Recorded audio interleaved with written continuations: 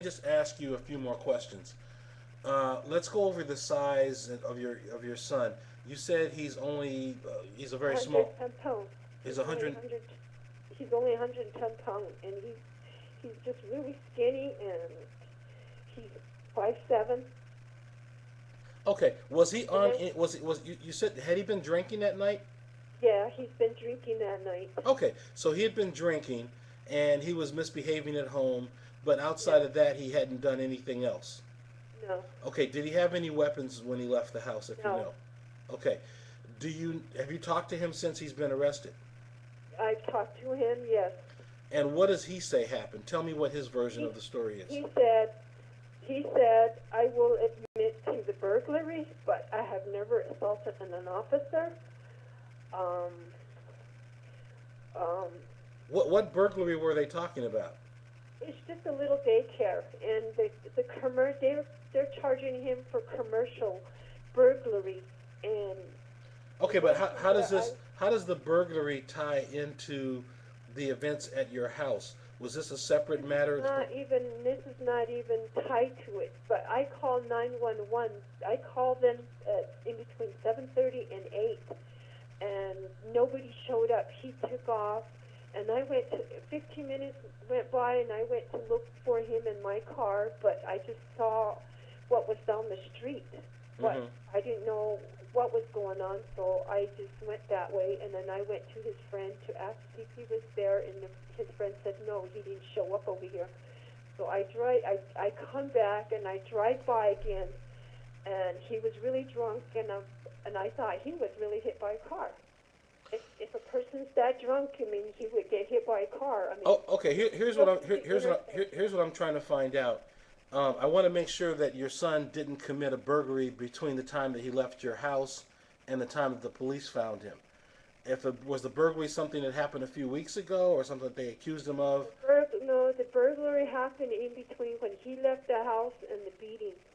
Okay, okay. So he left the house, and they say that he broke into some building, but Yeah, he was drunk, correct? yeah, So he may not even have been responsible at that point in time. yeah. So, my question to you is, when they beat him up, why did they use that kind of Okay, force? okay. Now on a Thursday, this happened on a Wednesday night.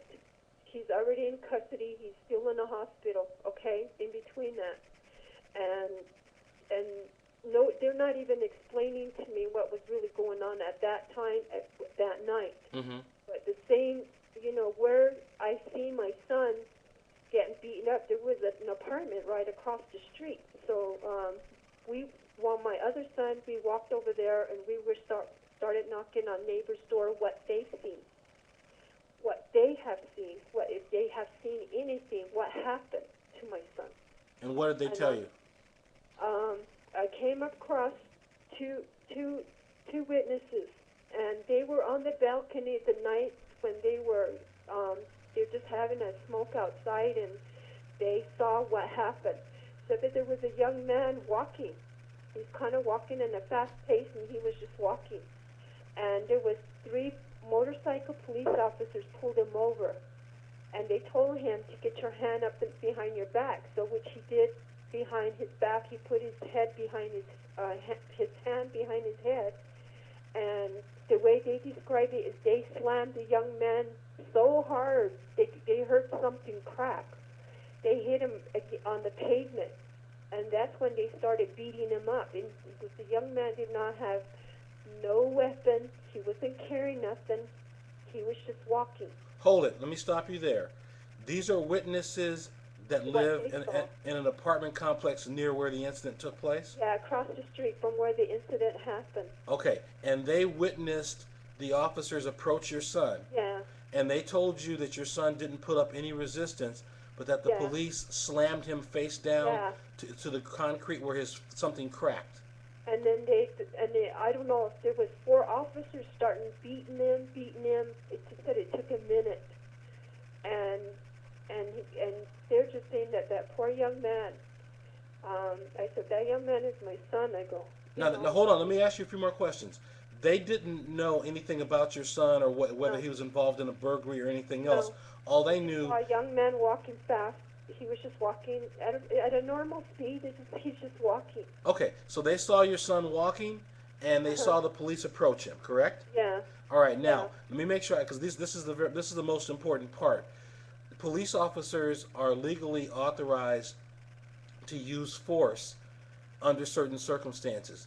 This does not sound like one of those circumstances. Even if your son was guilty of a murder or a more serious or any serious crime, um, they would only be allowed to use enough force to take him into custody if he was resisting.